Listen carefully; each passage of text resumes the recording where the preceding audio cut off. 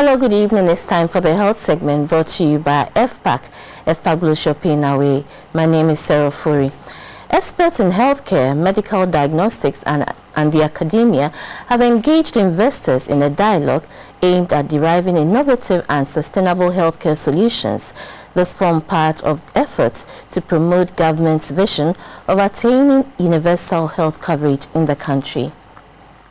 Collaborative efforts of General Electric Healthcare, the Ministry of Health and the Ghana Health Service, a number of interventions have been implemented to improve healthcare services in the country. The Radiotherapy Center of the Korle Bu Teaching Hospital was upgraded.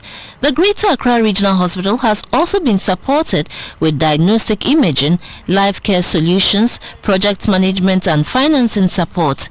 To promote universal health, more than 600 midwives were also trained on how to use a basic diagnostic device known as the V-scan, which projects a vivid diagnosis of malformed babies during pregnancy. Over 500 units of the portable ultrasound device were also distributed at facilities offering primary health care services. The project, which was implemented in 125 of the 216 districts in the country, is expected to benefit over 1.5 million pregnant women by 2020. The Deputy Minister for Health, Mr. Alexander Aban, said government is reforming the community health planning services and the National Health Insurance Scheme to make them more relevant to citizens. Our technology in isolation of education and the maintenance of our technology cannot work in the long term.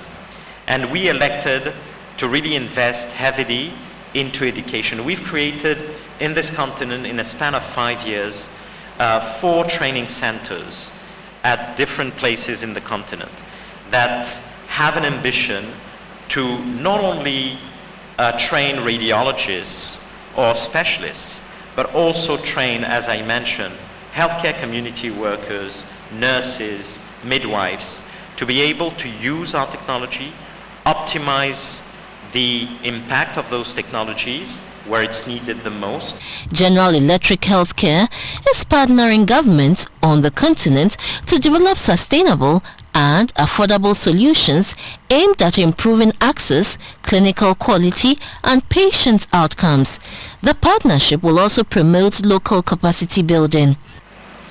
The Community-Based Planning and Health Services, popularly known as CHIPS, policy outlines the close-to-client strategies to ensure access to health services at the community level. The National Health Insurance Scheme, which seeks to provide financial risk protection to the individual, is being reformed to make it more relevant to our times. Quality of care issues within our health service delivery value chain are also being tackled with the introduction of the National Healthcare Quality Strategy. It is hoped that the outcome of the 2-day dialogue will elevate healthcare by improving universal health coverage through capacity enhancement and technology. Ghana needs only 1% of its population to voluntarily donate blood to support others in emergency situations. However, as of 2018, only 0.6% donate blood. The chairman of the National Blood Foundation, Mr. Kenashigbe, appealed to government to include the cost of processing blood onto the National Health Insurance Scheme. He also encouraged religious bodies and organizations to make blood donation a part of their corporate social responsibilities. The National Blood Service Ghana is to ensure an effective and coordinated national approach to the provision of safe, adequate and efficacious blood. They also ensure that blood products are made accessible and affordable to all patients requiring blood transfusion in both public and private healthcare institutions in the country. At a public lecture in Accra, the chairman of the Blood Foundation, Mr. Kenashigbe, encouraged organizations and religious bodies to include blood donation as a part of their corporate social responsibility. The National Blood Service achieved 37% of voluntary blood donation against the projected 50 in 2018. In 2017, we only did 37%. Bear in mind, I'm telling you that some countries in West Africa are doing 100%. Benin is doing like 90%. And we are doing what? Below 40%.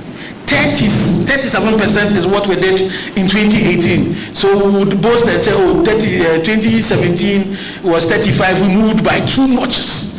Our target was to do 50%. Various associations and corporations should include regular blood donation in their activities as part of their civic responsibilities. He urged the National Blood Service to also scale up education on the need to donate blood.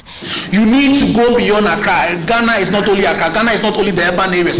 Those of us who live in the rural areas, we most of the time even contribute a lot more to you. So for you, the National Blood Service, I know you will say you need resources. Yes, let's knock on the doors. But once you get the resources, let's expand it and take it to where they also need a lot of help.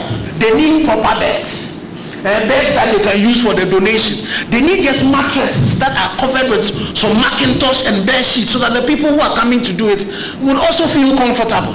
Mr. Kenashigbe appealed to government to pass the National Blood Bill to enable the blood service to deliver on its mandate. The National Blood Service also launched a call center in an effort to encourage the public to access safe blood whenever they need it by dialing 0302 428 940.